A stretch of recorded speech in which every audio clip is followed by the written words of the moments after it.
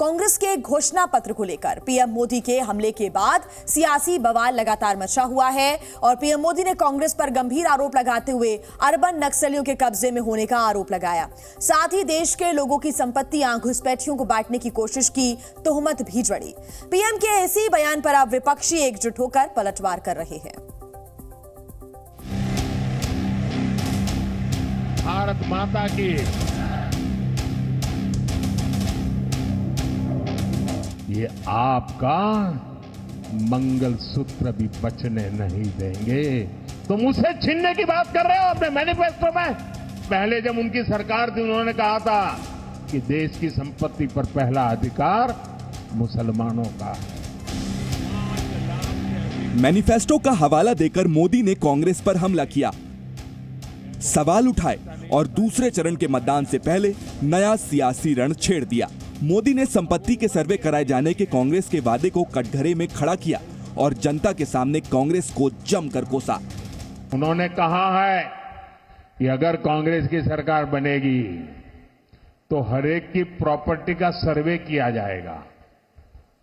हमारी बहनों के पास सोना कितना है उसकी जांच की जाएगी, उसका हिसाब लगाया जाएगा। हमारे आदिवासी परिवारों में चांदी होती है, सिल्वर कितना है उसका हिसाब लगाया जाएगा। सरकारी मुलाजिमों के पास कितना जगह है, क्या है, पैसे कहाँ है, नौकरी कहाँ है, उसकी जांच की जाएगी। प्रधानमंत्री के इसी बयान पर सियासी बवाल मचा, लेकिन मोदी यही नहीं रुके। उन्होंने कांग्रेस पर मंगलसूत्र छीनने की कोशिश करने के गंभीर आरोप लगाए। उसका मंगलसूत्र वो एक सोने का कीमत का मुद्दा नहीं है, उसके जीवन के सपनों से जुड़ा हुआ है। तुम उसे छीनने की बात कर रहे हो अपने मैनिफेस्टो में। गोल्ड ले लेंगे, सबको वितरित कर देंगे। मोदी के इस प्रहार के बाद कांग्रेस भी एक्टिव हुई।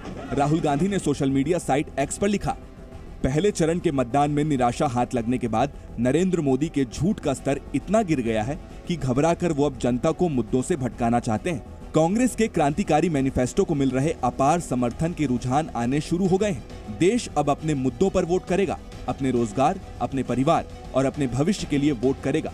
भारत भटकेगा नहीं।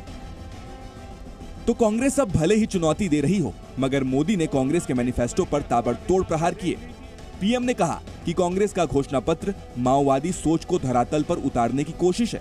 पीएम ने यह भी कहा कि कांग्रेस अर्बन नक्सलियों के कब्जे में आ गई है। पीएम ने कहा कि कांग्रेस सबकी संपत्ति का सर्वे कराकर उसे छीनना चाहती है। पीएम ने यह भी आरोप लगाया कि जनता की संपत्ति कांग्रेस घुसपैठियों को बांटना चाहती है।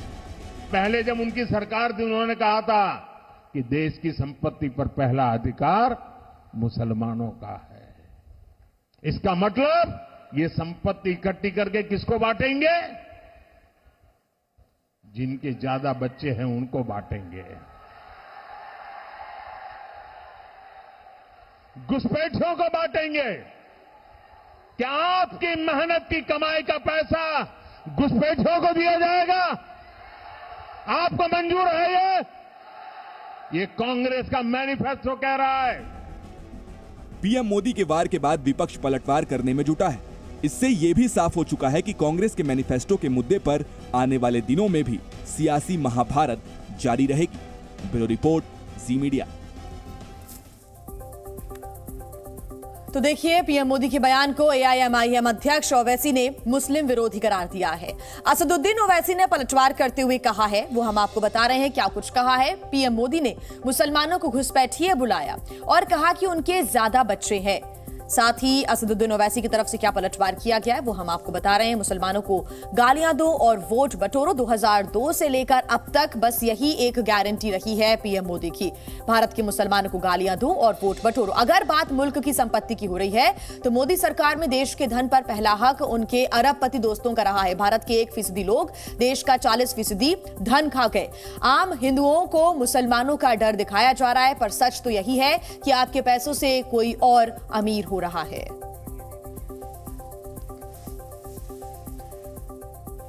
और देखिए, कांग्रेस अध्यक्ष मल्लिकार्जुन खड़गे ने भी प्रधानमंत्री नरेंद्र मोदी के बयान पर निशाना साधा। कांग्रेस के मैनिफेस्टो पर मोदी की ओर से उठाए गए सवालों को खड़गे ने निराधार करार दिया है।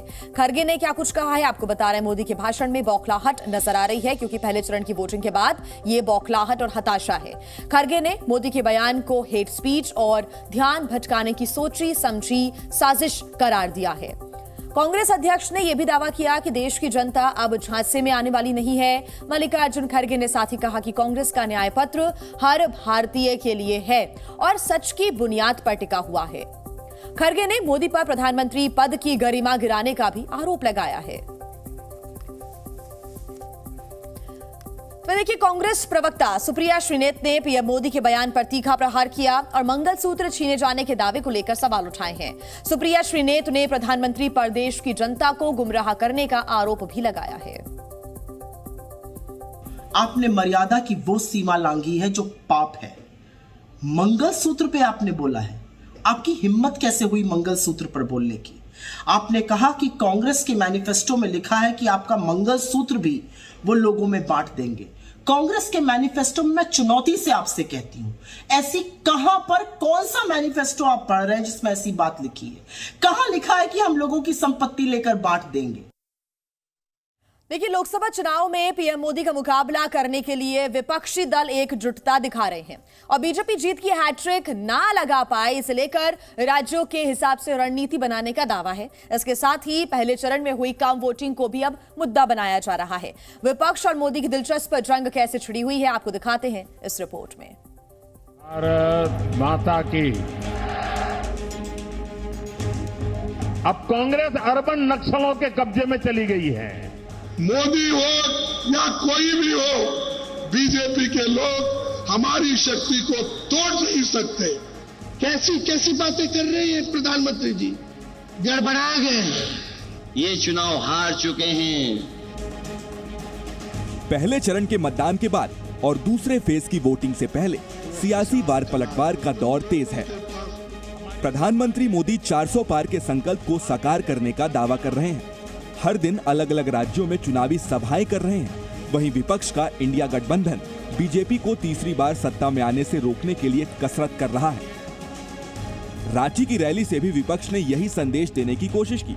चुनाव अब रफ्तार पकड़ रहा है, लिहाजा प्रचार को भी धार दी जा रही है। लोकसभा की 543 सीटों के लिए चुनाव कुल 7 चरणों में हो रहे हैं। पहले फेज में 102 सीटों पर मतदान हो चुका है, जबकि बचे हुए 6 फेज में 442 सीटों पर वोटिंग होनी है और इसीलिए हर कोई अपनी रणनीति के साथ आगे बढ़ रहा है। प्रधानमंत्री मोदी के निशाने पर समूचा विपक्ष है, मगर सबसे ज्यादा हमला वो कांग्रेस पर बोल रहे हैं। आजादी के बाद इतने चुनाव हुए, पहली बार दिल्ली में कांग्रेस का जो शाही परिवार रहता है वो कांग्रेस को वोट नहीं देगा। मोदी या बीजेपी कितने भी कोशिश करो आप, इस देश में जिंदा रहेगा, हर पार्टी जिंदा रहेगी। ये तो जमहूरियत की खासियत है। मोदी से मुकाबले के लिए विपक्षी पार्टियां पूरी ताकत लगा रही हैं। अलग अलग मुद्दों के जरिए बीजेपी को घेरने की कोशिश हो रही है। रांची की रैली से मोदी पर विपक्ष ने तीखा हमला बोला। कांग्रेस ने आरोप लगाया कि मोदी झूठों के सरदार हैं। मोदी गरीबों से वोट छीनना चाहते हैं। मोदी ने 10 साल में सिर्फ जुमलेबाजी की। बीजेपी देश का संविधान बदलना चाहती है। पहले चरण की वोटिंग के बाद बीजेपी डर गई है। ये 400 पार का नारा लगा रहे हैं, 400 पार का फिल्म दिखा रहे हैं। चुनाव हुआ फर्स्ट फेज का, पहले दिन ही मोदी जी का 400 वाला फिल्म देश की जनता ने सुपर फ्लॉप बना दिया। पहले चरण की वोटिंग के बाद सियासत का अंदाज और मिजाज दोनों बदला है। बीजेपी के अलावा विपक्ष भी आक्रामक प्रचार की रणनीति पर काम कर रहा है। लोकसभा की जिन 102 सीटों पर पहले फेज में वोटिंग हुई, वहां 2019 में करीब 70% मतदान हुआ था, जबकि इस बार 65.3% वोटिंग हुई है, जो पिछली बार के मुकाबले 4.7% कम है। कम वोटिंग को लेकर हर कोई अपने अपने दावे कर रहा है। इस तरह से पश्चिम में पहले चरण में मतदान हुआ है, भारतीय जनता पार्टी का सफाया हो गया है। तो पहले चरण में जनता ने किसका साथ दिया और किसे नकार दिया, इसकी तस्वीर तो 4 जून को साफ होगी। मगर उससे पहले दावे करने में कोई पीछे नहीं है और ये सिलसिला आगे भी जारी रहेगा। Zee News।